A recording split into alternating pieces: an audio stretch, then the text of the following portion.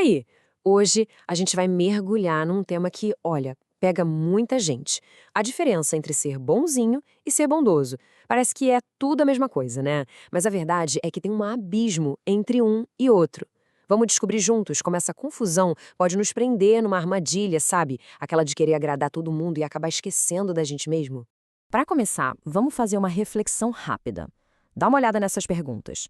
Se a resposta for sim para alguma delas, calma, isso é super comum. Muitas vezes, essa persona do bonzinho toma conta sem que a gente nem perceba. É tipo uma estratégia de sobrevivência, só que o preço que se paga por ela pode ser bem alto. E aqui tá o pulo do gato. Pensa assim, ser bonzinho funciona como uma anestesia. A gente usa para não sentir a dor do conflito, da rejeição, sabe? Já ser bondoso, isso é pura alquimia. É a capacidade de transformar medo em verdade, de transformar fraqueza em uma força genuína. Ok, então vamos mergulhar fundo nisso. Nessa primeira parte, a gente vai dissecar essa confusão toda para entender o que se esconde de verdade por trás da máscara do bonzinho e do rosto do bondoso. Olha só a diferença na motivação por trás de cada ação. O bonzinho se move pelo medo, por essa necessidade de ser aceito. Ele chega a engolir a própria verdade só para manter uma paz que, no fundo, é bem superficial. Já o bondoso, não. Ele age a partir do seu centro, da sua integridade, mesmo que isso signifique desagradar alguém de vez em quando. Isso aqui resume tudo, né? Uma é uma tática de sobrevivência, muitas vezes inconsciente, para ser aceito pelo grupo. O outro é uma escolha consciente, que vem de uma bússola interna e não da busca por aprovação externa. É exatamente aqui que a gente costuma se enganar. Essa frase muda o jogo. A verdadeira bondade não está em ser simpático o tempo todo.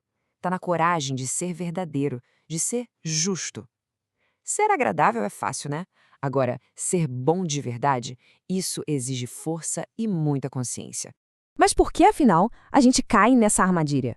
Vamos agora investigar as raízes psicológicas disso, porque entender de onde vem esse comportamento é o primeiríssimo passo para a gente conseguir se libertar dele.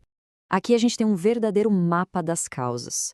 Para pensar, isso vem desde a infância, quando o amor talvez fosse uma recompensa por bom comportamento, e vai até aquele medo tribal quase instintivo de ser expulso do grupo. A própria sociedade também nos ensina a ser funcionais, obedientes. O bonzinho muitas vezes é resultado de feridas bem profundas e de muita pressão externa. O ponto crucial é este.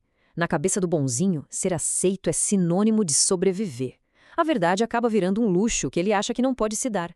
É uma lógica que roda no inconsciente, mas que tem uma força danada. E olha, esse arquétipo não tem uma cara só não.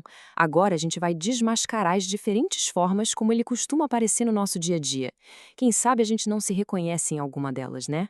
São 7 subtipos principais, e cada um deles tem uma motivação secreta bem particular. Vamos conhecer um por um.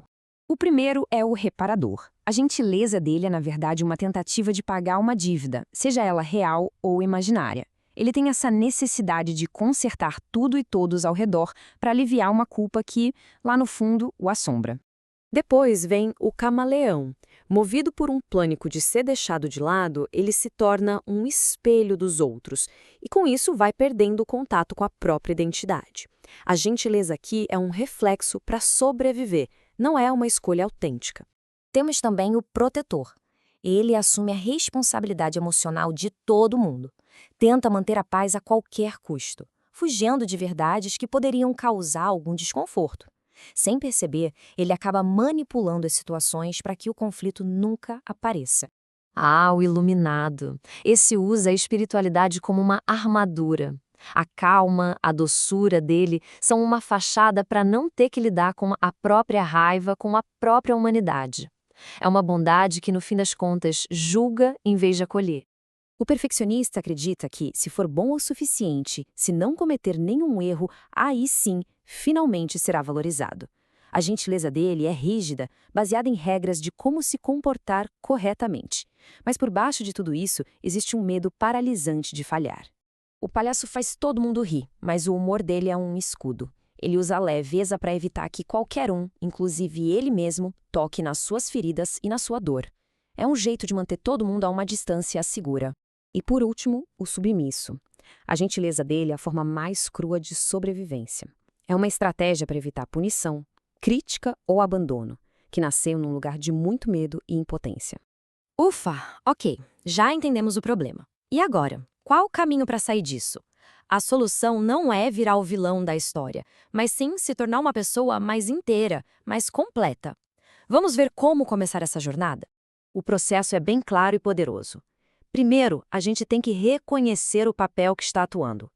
Depois, e este passo é fundamental, a gente se desidentifica. Nós não somos essa máscara. Em seguida, com compaixão, a gente busca entender qual é a função protetora dela. E, por fim, a gente cultiva um observador interno que assiste a tudo isso sem se deixar levar.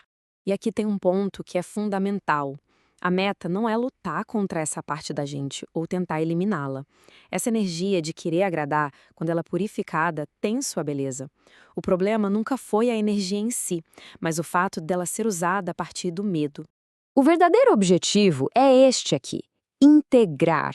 Unir a compaixão e a empatia que o bonzinho tenta imitar com a força e a verdade do nosso centro. É daí que nasce o bondoso. É aquela pessoa que consegue dizer não com amor, que defende seus valores com firmeza, mas sem nenhuma agressividade. E talvez essa seja a mudança de perspectiva mais libertadora de todas. O bonzinho não é um inimigo a ser derrotado. Ele é um mensageiro que vem nos apontar exatamente onde a gente se abandonou, onde a gente trocou a nossa verdade por um pouco de aceitação. E a gente termina com essa pergunta no ar. Se essa persona é uma mensageira, qual é a mensagem que ela traz especificamente para cada um de nós? O que ela está pedindo para ser visto, curado e integrado?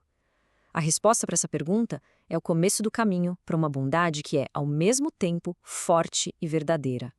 Uma bondade que liberta, em vez de aprisionar.